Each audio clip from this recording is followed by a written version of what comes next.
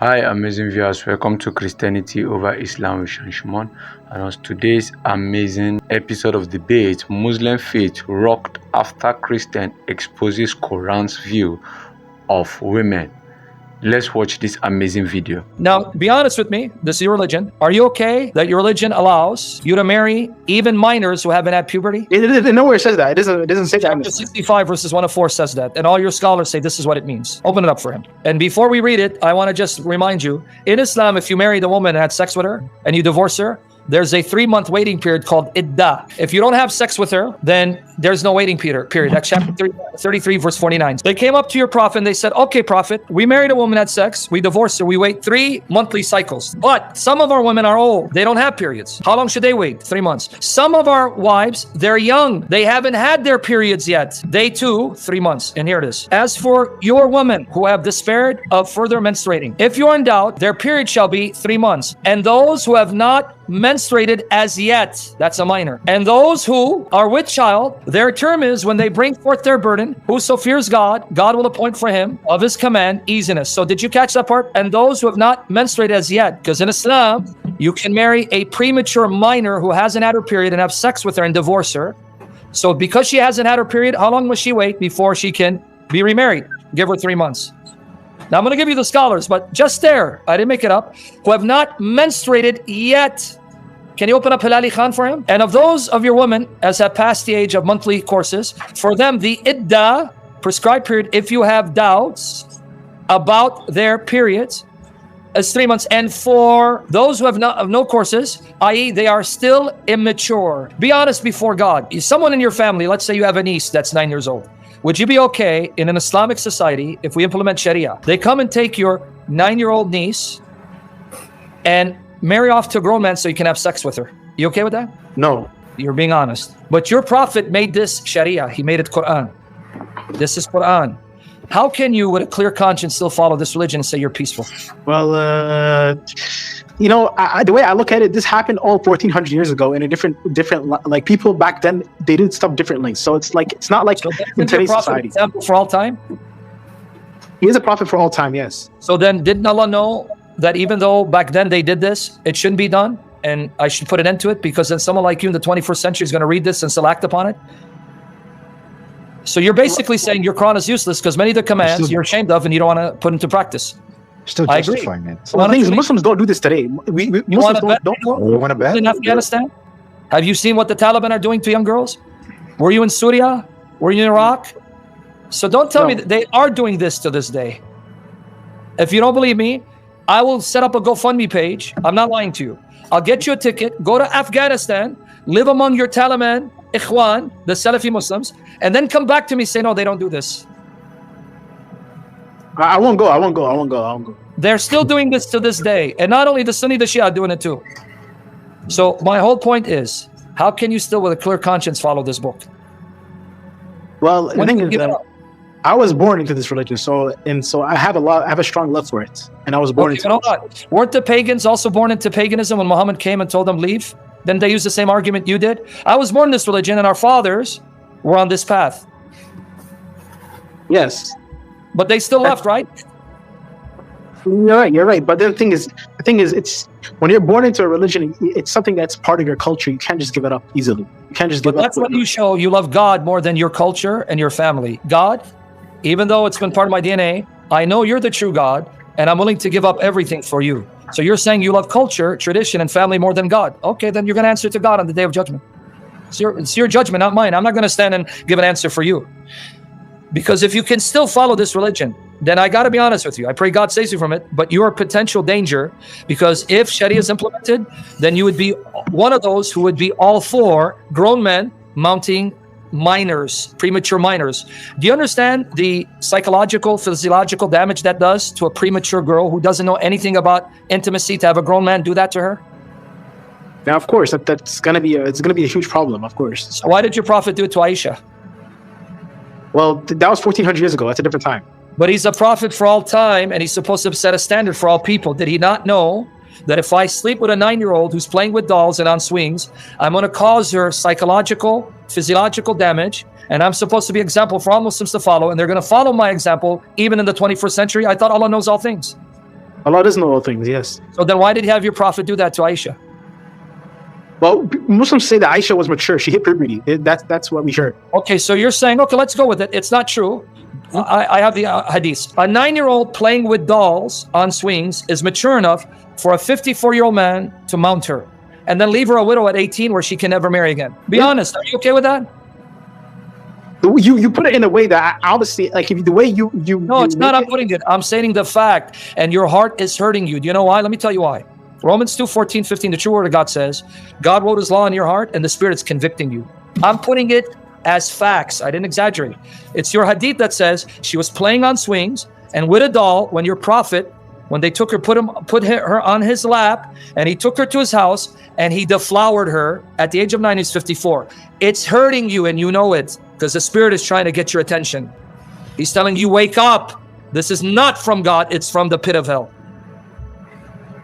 So when are you going to leave this man? He's not your example. Jesus is your example. Well, Muhammad is the best person who ever lived in history. So that's better than Jesus, who never raped any women, committed adultery with any women, who never mounted a 9-year-old, who never told his followers to do the same thing. So he's better than Jesus.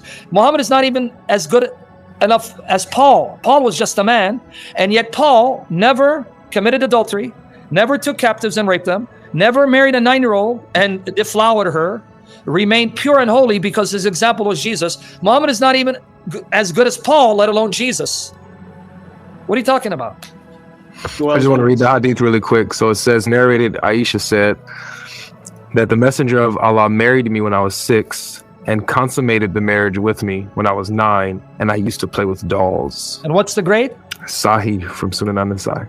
Yeah, and it's in Muslim and it's in Bukhari, and even Ibn Kathir says no one disputes. Nobody. Ibn Kathir commenting on this age, nobody disputes this was her age. When are you going to give up? My friend, you understand a 54-year-old, that makes him old enough to be her great-grandfather? Well, you walk away and follow. Here's my challenge. I don't want to keep going after this. Do me 2 favors. Just do me, between you and God, no one's watching you. Number 1, cry out to God. Say, Allah, if you're the true God, I need you to show yourself to me. And if Islam is the truth, show yourself to me, because you make dua from your heart. Okay. But if Islam is not true, show me what is the truth. And if it's Jesus, I'll accept it, whatever is true. That's number 1. And number 2, here's what I want you to do. Not to convert. I dare you to pick up the Gospel of John. Just read the Gospel of John. Just read it. Nobody watching you, by yourself. You don't answer to me. You don't come and tell me you did it. But here's my challenge. Open up the Gospel of John. Just read it. It'll take you maybe an hour, but don't rush through it. And tell yourself, when you hear his words and see his miracles, ask yourself, can Muhammad even come close to this man? That's all I'm asking you to do, these 2 things. Between you and God, because if you die, I die. If you're wrong, you're going to hell, friend. If I'm wrong, I'm going to hell. The most important question you can ask yourself is, who is the true God? And do not care what people think, because those people won't judge you on the day of judgment. The true God will judge you. But if you love your reputation and your family more than God, God will judge you for that. I just want you to do these 2 things. Could you do that? Okay, then. All right. And I don't want to give you any more. I want to leave you with this. So let's leave with this. Okay. Say that prayer, read the Gospel of John. And then if you have more questions, come back. But I just want to leave you with this for now. Okay, I'll leave. I'm done for the day. Okay. Awesome. So that means you don't even care with the kind of teachings you find in the Quran, that if you have the upper hand, and if you're called to jihad, Physicality, you would do with no shame, right? If it's in Islam, then yes, of course. Okay, so you're okay with chapter 4, verse 24. If you take a woman captive, jihad, spoils of war, and she's married, and the Quran says she's lawful for you because by taking her captive, you dissolve the marriage, and you can have sex with her. You okay with that? I'm not sure if it says that. If it says that, then I have to open up chapter 4, verse 24, and I'm going to give you the Sahih Hadith. It has an historical background. I'm not going to give you the historical background. The background was the Muslims went to war at Autas. This is Sunan Abu Dawud. It's Sahih. And they took beautiful captive women in a ghazwa, an expedition sent by Muhammad. And these women, their husbands were alive. They didn't want to touch them. And Allah said, you can touch them. Just make sure they're not pregnant. I'm going to give you the historical context, but let's first read it.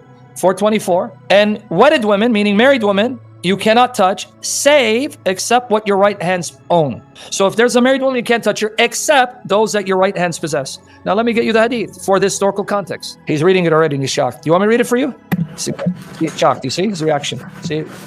By your action, I can tell you that because you bear the image of the true God, and it's not a face, it's bothering you, which is good. There's hope for you.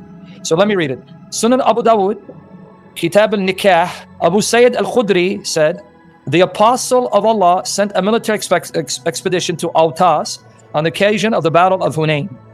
They met their enemy and fought with them. They defeated them and took them captives.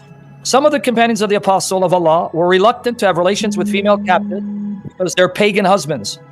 So Allah, the Exalted, sent down the Quranic verse, and all married women are forbidden unto you, save, except those captives whom your right hand possess. So your God said, don't worry about it. You can have sex with them. This is to say that they are lawful for them when they complete their waiting period. Only thing you have to do is make sure they're not pregnant. Because if you have sex with them, they're pregnant. You don't know if it's your child or their husband's child. So be honest with me, since you have no problem. If you're living at the time Muhammad, theoretically, and Muhammad sent an expedition to attack your village, he took your mother captive, your sister captive, I don't know if you have a wife and daughter, and your grandma, and they were taken captive, and they had sex with these women. Are you okay with them doing that to your mother, your grandmother, your wife, your sister, your daughter? No. Say it again? No. So then why are you okay that Muhammad did it to other people's mothers, wives, daughters, and sisters? Because that's what he did. This is the historical context. So why are you okay that he did it to other people's women when you're not okay if he did it to your women?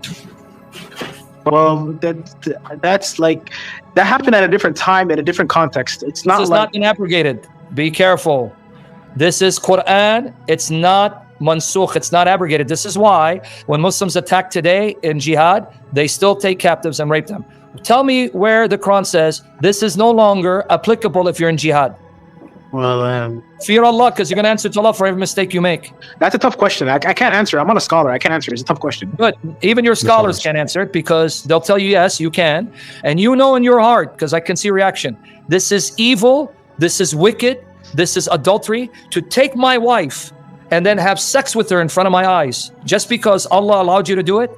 This is disgusting. Condemned by the true God revealed in Jesus. Leave Islam. Yes. Please, you cannot have this. Come to a better way, the only way, Jesus Christ, who would never let you do stuff like this. He would never let you do stuff like this. You agree?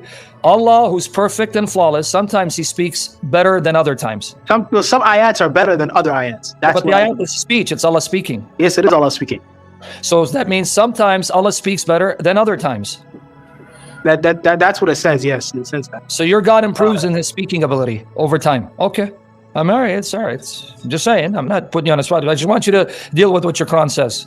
You really believe that, peaceful Muslim? Well, yes. If it's in the Quran, I believe it because I believe whatever comes from Allah. I believe everything that comes from Allah. So yeah. How does that make sense though? Like Allahu alam billa kayfa. You don't try to use reason, then he'd be a mutazzili. What's wrong with you, Avery? Man, I guess I'm losing it, Sam. I thought I could reason with my Muslim. That's why you're not a Muslim. May Allah lighten your path. Yeah, my heart is darkened. May Allah guide all of you. We'll come to abrogation a little later. I think this is Sure. Just so we can figure out, you accept whatever the Quran says, and you do admit, since every ayat of the Quran is a speech of Allah, and some ayat are better than others, so Allah speaks at times better than at other times. Yes, well, if that's what it says, then that's what it says. I can't argue. All right, so here's what I want to ask you though. Since the Quran is the speech of Allah, can the Quran talk to Allah? The Quran, yes, it can. It speaks to Allah. Yeah. So the judgment will come and speak on my behalf. So you're very honest. You just admit the Quran is going to do what? Speak on my behalf, yes. So the Quran is Allah's speech, and yet the Quran will speak to Allah. So is this Allah speaking to himself? Well, the Quran is not Allah. It's different than Allah. But it's his speech. It's Allah speaking. Yes. So does it make sense that my speech will speak back to me? Allah ya'lam. I don't know. Allah ya'lam. Again, you see, only Allah knows. So I'm glad you're honest again. You told people that, yeah, the Quran will speak to Allah and it will speak on my behalf to defend me before Allah, even though the Quran is supposed to be Allah speaking. So the Quran is Allah speaking, but that speaking will then speak back to Allah who spoke it. Yeah. Okay. Allah ya'lam. I don't know. So I haven't studied the religion. Okay, but do you actually also believe that the Quran will appear as a pale man? That hadith is weak. I don't follow that hadith. The hadith is weak. No, it isn't. It's not weak. Here it is. It's right here. It's Hassan. Here it is. I just sent it to him. It's Hassan. Where'd you say it's weak? Appears as a pale man. I don't see the issue. Okay, no, I didn't say there's an issue. You accept it? I accept it. Fine. There's no issue with it. Okay, so you have no problem with Allah's speech speaking back to Allah. Yeah. So Allah's speaking, and that speaking speaks back to him. You have no problem with Allah's speech appearing as a pale man. And then the Ruh also in chapter 19, 17 appears as a man. But can Allah appear as a man or no? No, Allah can't appear as a man. You sure? Allah himself can appear as a man. That's can or cannot? Cannot. I'm going to prove you wrong. I'm just going to give you that hadith where Muhammad saw your Lord beardless, looking like a youth. According to the sound hadith, it's not da'if jiddan. I'm going to give you my article here. Your God appeared to your prophet as a beardless youth. That's not incarnation. See, even if that's true, that's not an incarnation. But you're changing your policy. First, you're saying Allah can't appear as a man. Now you say He does appear as a man, but it's not incarnation. But Allah doesn't need to incarnate because you believe that Allah has always existed with 2 right hands, at least 3 eyes, and a foot. Right? He's always existed with that. Right? Yeah, Allah has always existed. Yes. So why does He need to incarnate when He already has these characteristics that you don't call a body, but for someone else, common sense? Wait. So this being has 2 right hands? Yeah. He has a waist? Yeah. He has gonads? Yes. He wears a waist sheet and a zar? Yes. He has at least 3 eyes? Yes. He has a foot? And you still don't want to call it a body? So if it's not a body, where are these body parts hanging? Are they suspended nowhere? Anyway, narrated Abdurrahman bin Aish, Allah's messenger, said, I saw my Lord, the exalted and glorious, in the most beautiful form. He said, what do the angels in the presence of Allah contend about? I said, thou art the most aware of it. He then placed his palm, so Allah has a palm, between my shoulders, and I felt its coldness. So Allah has a very cold hand. His hand is cold when you touch it, it's, that's cold, Allah, in my chest. And I came to know what was in the heavens and the earth. He recited, thus did we show Ibrahim the kingdom of the heavens and the earth. And it was so that he might have certainty. 675. Darimi reported a mursal form, meaning broken. And Tirmidhi also reported it. Allah's messenger, narrated Muad bin Jabal, Allah's messenger was detained one morning from observing the dawn prayer in congregation along with us, congregation. Along with us till the sun had almost appeared on the horizon. He then came out hurriedly, and iqamah for prayer was observed, and he conducted it, prayer in brief form. When he had concluded the prayer by saying, Assalamu alaikum wa rahmatullah, he called out to us saying, remain in your places as you were. Then turning to us, he said, I'm going to tell you what detained me from you, on account of which I could not join you in the prayer in the morning. I got up in the night and performed ablution, observed the prayer as had been ordained for me. I dozed in my prayer till I was overcome by sleep, and lo, I found myself in the presence of my Lord, the blessed and the glorious, in the best form. He said, Muhammad, I said, at thy service, my Lord. Labaik. He said, what these highest angels contend about? Part where this video get more interesting. If you haven't subscribed to our channel, please do it to subscribe. I said, I do not know. He repeated it thrice. He said, then I saw him, that's your Lord, Allah, put his palms, 2 of his hands, between my shoulder blades till I felt the coldness of his fingers. So Allah has fingers, right? Fingers between the 2 sides of my chest. Then everything was illuminated for me, and I could recognize everything. He said, Muhammad, I said, at thy service, my Lord. He said, what do these high angels contend about? I said, in regards to expiations. He said, what are these? I said, going on foot to join congregational prayers, sitting in the mosques, after the prayers, performing ablution, will dispute the difficulties. He again said, then what do they contend?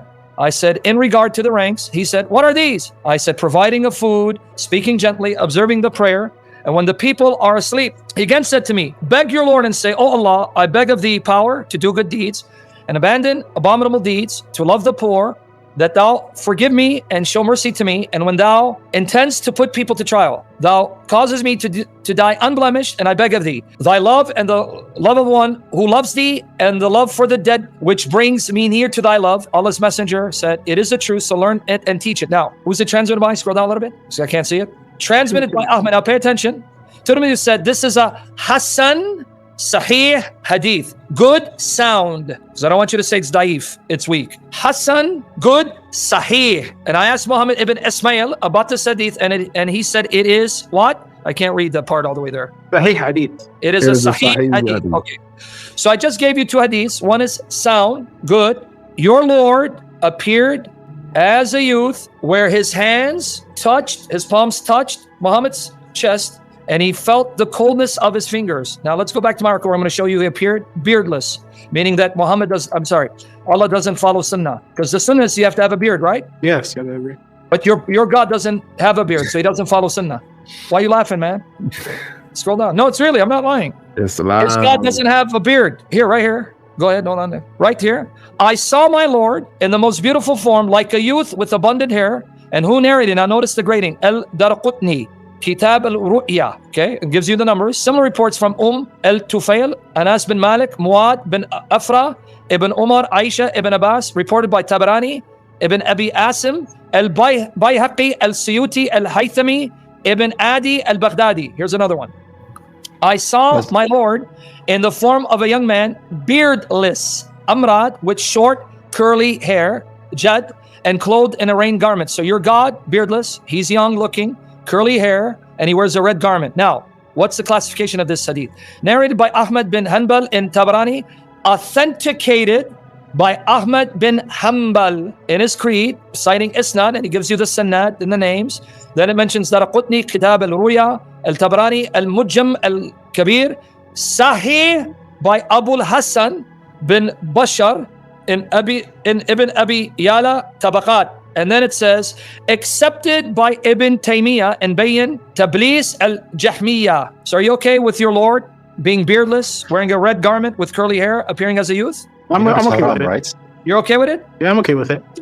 And yet you have a problem with us saying God's eternal word became flesh from the virgin. So he's a human male, perfect, unblemished, who is the eternal word of the Father. So his kalam, so he's uncreated. So what's your problem with us, really? Because you, as far as your religion's concerned, you have no grounds to criticize anything we believe about God being triune, or that the word of God who came forth from God became flesh, and that's Jesus Christ. Logically, you have no issue with it. So what's your real problem? Well, Allah does never incarnates. Your religion teaches incarnation. Allah does never incarnates as a human. Where does your God say he doesn't incarnate? Well, you show me any hadith or anywhere in the Quran where Allah incarnates. I'm asking because you made the statement. See, this is how logic works. The one who makes the claim, he has to prove it. Since you're not a prophet, you're not a messenger, you're not a scholar, where do you get that Allah says, I cannot incarnate? So are you saying that you know what Allah can and cannot do? Well, because it just, in Islam, we don't believe Allah becomes a human being like Christians. Okay, but you do believe Allah is human looking. He's a young boy, beardless, with curly hair, and you believe Allah has always existed with two right hands, at least three eyes, a foot, a waist, gonads, and a waist sheet. And he's always existed this way. He's always existed, yes. That way? But those are descriptions for us to comprehend. It's not. Oh, so they're not real? So Muhammad did not truly, really describe Allah as he is? He did describe Allah as he is. So Allah truly has three eyes? If that's what the Prophet said, then yes. Two right hands? If the Prophet said that, then yes. Yeah, he did say that. I'll give you the hadith, show you sound, authentic hadith. And he has a foot that he puts over hell? Yes, he does. He has a foot that he puts under hell. And he wears an izar, a waist sheet, because it says that the womb reached out and grabbed Allah by his gonads and yanked on his waist sheet, izar. If that's what it says, I haven't read that before, but if it says that, right now to read it. The Prophet said that, then yes, I believe this. Somebody laughing? I'm seeing here somebody laughing in the background. I don't know what's going on, but anyway. God logic. So you want me to? Wow, really? Yeah, wow. Okay, so, well, let me continue with this man, because this man looks sincere, and if he keeps opening his heart, he will come to Jesus Christ. So this is not one of those trolls. Okay, so now I'm a Christian. I'm looking at you and saying, so God doesn't become flesh, but your God has always been a physical being of some kind. So you believe in a God who's always had three eyes, always had two right hands, and he has a left one, by the way. The Hadith Muslim says he has a left hand, which some of your scholars say, well, no, it's his other right hand.